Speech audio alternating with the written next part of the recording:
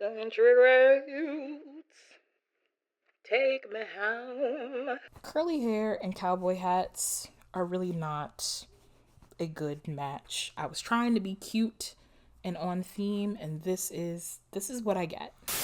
All right, that's enough of that. Since the best country accent I seem to be able to muster up is closer to Sandy Cheeks than anything else, you guys are stuck with my regular voice for the rest of this video. But hello, welcome back to the Bougie Black Girls YouTube channel, or welcome if you are new.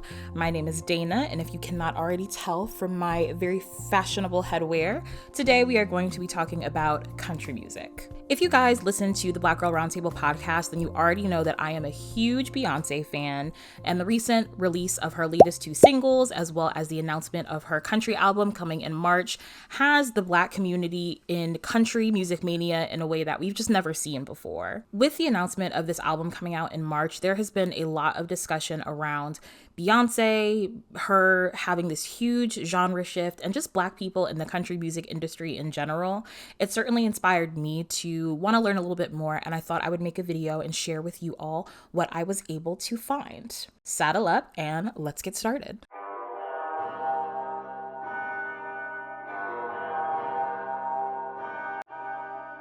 So one phrase that I heard pretty much my whole life growing up is all music is Black music. And in the context of music that was created in the 20th and the 21st century, that information is absolutely true. However, if I were to ask many Black people to name 5 Black country music artists, many of us would struggle to do so. So how do we get to the point where we know that we have roots in the origins of genres like country music, but we don't necessarily know how? Country music is connected to the Black community in 3 main ways. First, it's connected musically through its sound. Second, it's connected through its storytelling and the themes it covers. And then third, it's connected through mentorship of Black musicians, of non-Black country artists that would then go on to be staples of the community. And if I didn't give the disclaimer already, I have some notes to the side. So if you guys see me looking to my right, that's where I am looking. All modern music that has been deemed a part of what we now consider popular music in some way, shape, or form stems from the blues. The blues is a genre that was developed approximately in the 1850s or 60s by Black peoples who were experiencing, say it with me, slavery. Black enslaved people and later their descendants, only one generation removed from the institution, were weaving together Negro spirituals, fieldwork songs, chants, and creating simple but memorable phrases rhymed together to make songs and ballads that express the feelings that were not often expressed in music, especially because secular music was not as popular or common at the time. The blues has certainly fallen out of popularity over the past several decades, but it is very much still around. And in the words of the iconic yet ever problematic Nicki Minaj, all these bitches are indeed her sons. And we see the remnants of the blues in pop, in rock, in R&B, in punk, in jazz, and of course in country music as well. The narratives and the storytelling elements of blues definitely carried over to country music, and we'll get into that in a bit. But even sonically, we see the impacts of the blues on country music to this day. The first banjos were crafted using gourds brought over on ships by enslaved peoples, and the instrument was evolved and eventually shared by them with the public. As I mentioned before, country music also takes a lot of cues from the blues with its subject matter and the storytelling that it tries to communicate with its audience. Both genres have an objective of connecting with its audience on an emotional level, and they both try to do this by utilizing the lived experience or the perceived lived experience of the musician and using that to craft a story that resonates with the people that are listening. Common subject matters for both genres can include overcoming relationship hardships, overcoming social, personal, and financial challenges, transcending class barriers, getting out of the mud, really leaning into familial kinships and closeness with family and relatives or found family, and of course, the longing for a sense of home. These themes are not unique to Black Americans and the Black American experience alone, but many music historians do attribute the integration of them routinely into music that is widely consumed by the public. They credit that to Black musicians. And you put people on the land trying to make a living in a very harsh environment at that time, and you get white blues, which is country music. Last but certainly not least, we see the Black community and their ties to the country music genre through the mentorship of musicians who would then go on to be regarded as some of the most impactful musicians who ever touched the genre and made music in the space. Hank Williams is often regarded as the godfather of country music, but what many don't know is that he was mentored by a Black musician by the name of Rufus T. Tot Payne. And Williams was very transparent throughout his career that Payne's influence and tutelage really helped him develop his sound and be able to innovate in country music. Johnny Cash is another very recognizable name in country music, but even he attributes a lot of his work and his styles to the work of a Black musician by the name of Gus Cannon. What's also interesting is that we see the genre continue to grow in popularity and in strength in the 1920s and the 1930s, and Black musicians and their art are still there to help lead that change and help push the music and the genre forward. The Grand Ole Opry is considered a staple in the country music community. It's really what propelled the genre into the awareness of the larger American public and eventually the world. What we often don't realize is that the first and arguably the most important performer to ever touch the stage and grace the airways was a Black performer by the name of Deptford Bailey. You may recall that the preceding radio program back then was an hour of classical music conducted by Dr. Walter Damrosch. Well, on that particular night, George D. Hay, the solemn old judge, introduced our next guest, D. Ford Bailey, with his harmonica, to play Pan American Blues. And after D. Ford's performance, Judge Hay said, "For the past hour, we've been listening to music taken largely from Grand Opera. And from now on, we'll present the Grand Ole Opry Let Her Go Boys." Well, you know, that's been nearly 40 years ago. You can still find clips of Bailey's music and some clips of his performances at the Opry online, but when you listen to it, you can instantly recognize it as staples and fundamentals of the country music industry. In his vocal style and his harmonica playing, it's instantly recognizable as country music, and it's very interesting to hear that and hear some of the early origins and the roots of the music come from a Black musician.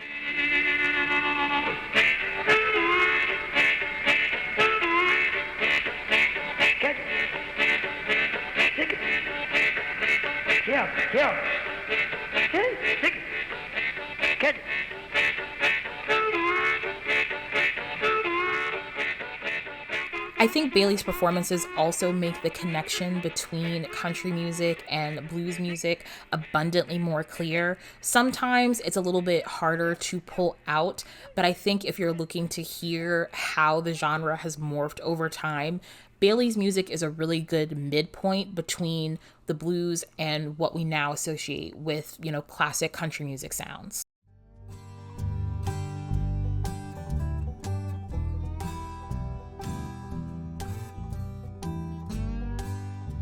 So now we know how tied Black people are to the beginnings of country music, but where exactly did we go over time? As I was researching this video, I was pleasantly surprised at how blunt a lot of the early pioneers of country music were in acknowledging and crediting Black artists for teaching them the fundamental music skills they needed to be able to progress and innovate in the genre. Unfortunately, like everything else, Black people, their place in country music and their ability to innovate and progress in the genre has been tainted by capitalism. As country music and other genres of music began to rise in popularity, we see the emergence and sort of the forming of the record industry as we know it today. And this also coincides with a lot of the popularization of radio in individual homes across the United States and globally.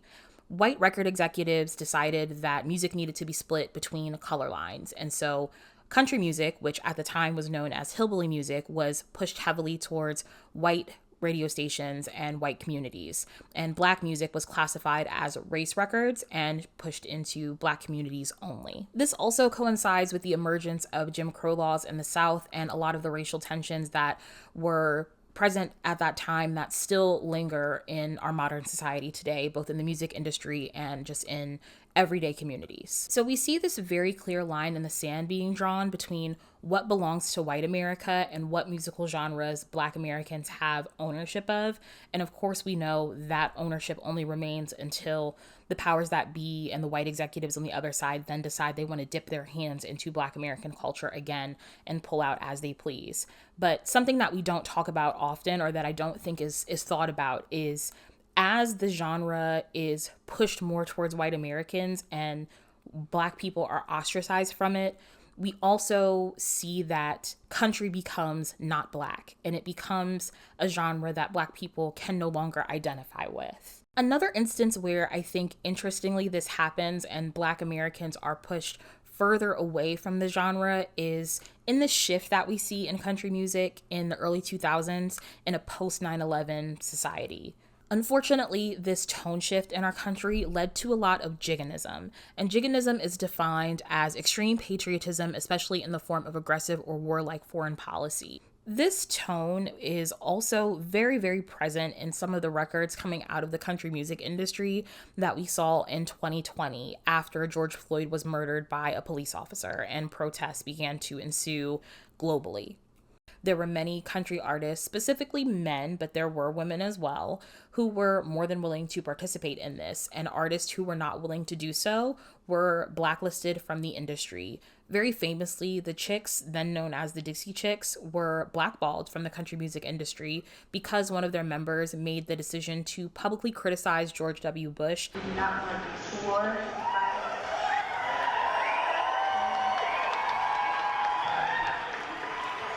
We're ashamed of the President of the United States. Many felt the criticism of the president was un-American, and their once loyal country radio fans were outraged. One specific death threat on Natalie. Had a time, had a place, had a weapon, I mean, everything. Yeah. You will be shot dead. Stations stopped playing their music, album sales dropped, and ticket sales plummeted. And I think all of this tension, coupled with just a very tumultuous history that Black people had with the country music industry up until that point, only made it more difficult for both fans and artists to find their footing in the space. Now, to be abundantly clear, despite all of this tension and all of that information, Black people, both fans and musicians, never really went away in country music, and they have been there as the genre has grown and evolved from, its early origins up until now. In the 1960s, we see the rise of an artist by the name of Charlie Pride, who is regarded as the most famous Black musician to ever make country music and is also just widely regarded as one of the greats in the genre. Another little known fact is that in 1962, Ray Charles released his 17th studio album, which was entitled Modern Sounds in Country and Western Music. Charles's colleagues and the music executives did not want him to release this album. They were very scared and very sure that it was not going to be publicly well received because Black artists were really not super present in the country music genre. But much to their surprise, the album did substantially well. The album was a huge success. It sold 500,000 copies within its first 3 months. And keep in mind, this was the 1960s, so that was a substantial amount of records sold. And the album even earned Ray Charles a nomination for a Grammy Album of the Year. As we move into the 70s and 80s, we do still see Black artists, even bigger name Black artists, still participating in the genre. Something I was really surprised to learn when I was researching this video was that the first album that Tina Turner put out after splitting from Ike and kind of establishing herself as her own person and her own artist was a country album entitled Tina Turns the Country On. It was a very widely received success and did very well on both pop charts and in country charts as well. In the 90s, Black artists are still very far and few between, but we do see them in the genre still making waves. Darius Rucker, famously of the group Hootie and the Blowfish, did have a relatively successful solo career that was in country music. We also see artists like Cowboy Troy, who coins terms like hip hop, bringing in elements of rap and hip hop and R&B into his music to sort of fuse the two elements of Black culture together for a very interesting sound. Throughout the rest of the 2000s, there are definitely country artists that are around, and we see other Black artists like Nelly collaborating with people in the country music genre, but we don't really have anybody making a huge splash in the industry that is from the Black community until we get to 2019 with Old Town Road. For anybody who is not familiar about what happened with Old Town Road and why the song was such a hit and how Lil Nas X has sort of developed the career that he has, the song was originally released very early in his career and it charted as a country song. If you listen to the song and you listen to other country music throughout the 90s and the 2000s that pull hip hop elements and are still regarded as songs of the genre, they do sound very similar.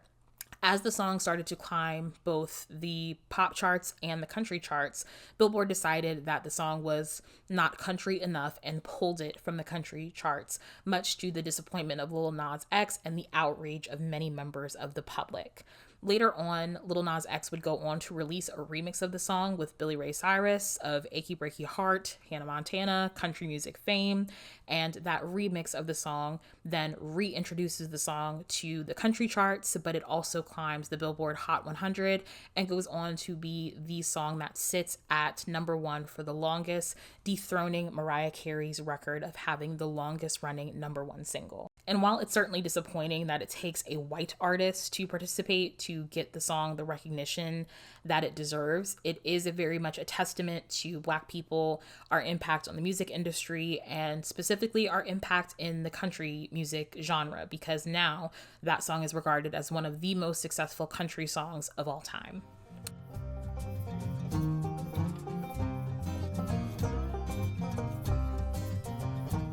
Now that you have all this information, it's probably a little bit less of a surprise that Beyonce is making the decision to pivot into country music. If you're not a fan, maybe if you're not familiar with Beyonce's career and how it's progressed, she is from Texas, and a lot of the early days of her career, Destiny's Child career, was spent performing at county fairs and rodeos, which are a big part of Southern culture. Longtime fans also know that Beyonce has dabbled in the genre before. Most notably, Daddy Lessons off of Lemonade was very much a country track that charted and performed on country charts, and she very famously performed that song with the Chicks at the CMAs, and the organization got into a lot of hot water for removing that performance and allowing the critique of the Black woman attending this venue to go on at the rate it did. Beyonce's also maintained a pretty friendly rapport with a lot of country artists. Reba McEntire very famously did a cover of If I Were a Boy a few years back. She really complimented Beyonce, her team, and the songwriting on the track, and said that she was inspired, and Beyonce returned the compliment and, acknowledged that she really enjoyed Reba's rendition. Similarly, Dolly Parton has acknowledged that she is a huge fan of Beyonce. She's recently congratulated her on her success with 16 Carriages and Texas Hold'em, and in the past she has said that she would love to hear Beyonce do a cover of Jolene because she thinks she would do it spectacularly. There are over 400 renditions of Jolene, multiple different languages, people have done it, and you said you specifically want Beyonce to do that. Are there any updates? Is there, do you know of this happening, and why Beyonce? No, maybe that's even more important.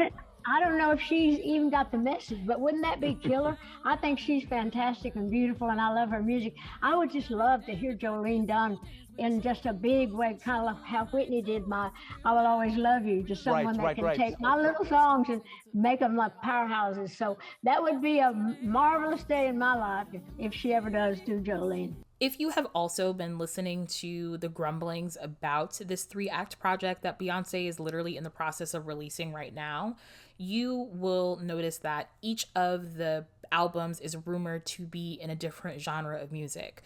First, we have Renaissance, which covers the disco, house, dance space, and that is a space that Black musicians have been pushed out of over several decades as that genre has gained popularity in other communities. The second act is going to be in country music, and we've learned from everything we've talked about today that that is a genre with a very similar history.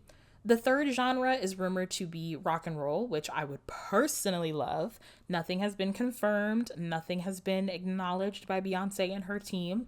But if that were the case, it's sort of got that similar meaning. And she, as the biggest artist alive right now, has the opportunity to turn the tide and shift perspectives on what we associate and what genres we associate with Black musicianship, and sort of reclaim that space for artists in all three of those spaces, which is a very beautiful thing. Something else that I've also recently noticed, again, Beyonce and her team have confirmed nothing, this is just me theorizing on my own, is that these are all spaces that Tina Turner has also occupied, and Beyonce has always acknowledged that Tina Turner is one of the biggest inspirations of her career.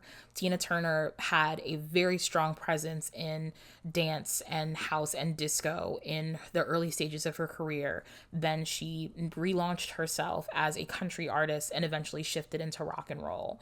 And so if this project in any way is sort of an homage to Tina Turner, I think that it's very beautiful and very smart for Beyonce, with her legacy and honoring Tina's legacy as a Black woman in the music industry, to sort of carve spaces and reclassify and shift our thinking of what Black music is and where Black women can exist in the music industry.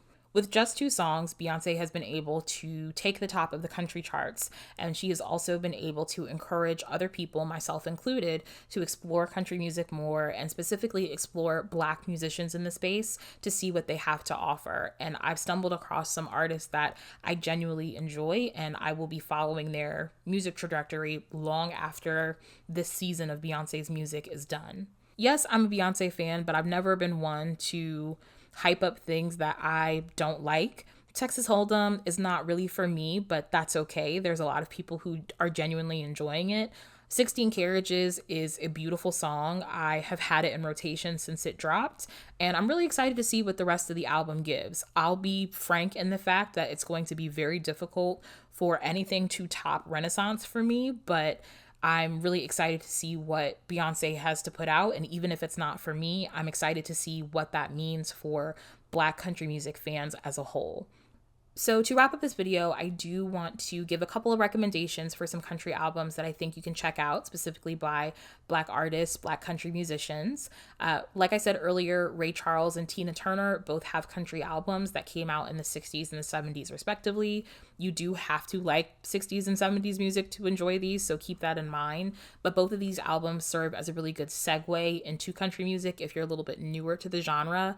It sounds like the music my parents and my grandparents listened to, but it's just got little elements of country flair that I can appreciate.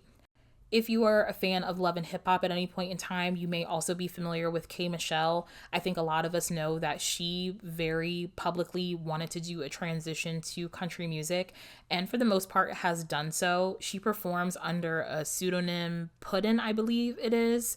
And those songs are not my favorite, but K. Michelle is absolutely a great vocalist, so that's also a really great segue to listen to an artist whose vocals you appreciate in a different genre. Now, 2 girlies that I am absolutely obsessed with now, they have a new fan in me for life, honey, is Tanner Adler and Raina Reynolds. Oh my gosh, I love both of them so much. I think both of them are great singers. They're great songwriters. I really am enjoying the music that I've listened to from them so far, and I'm really excited to continue following them from now until whenever.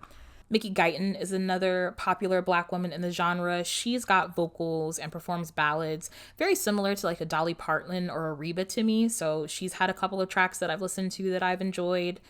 I think I mentioned both of them earlier in the video as well, but Cowboy Troy had a lot of elements of country and hip hop, if that's what you're looking for.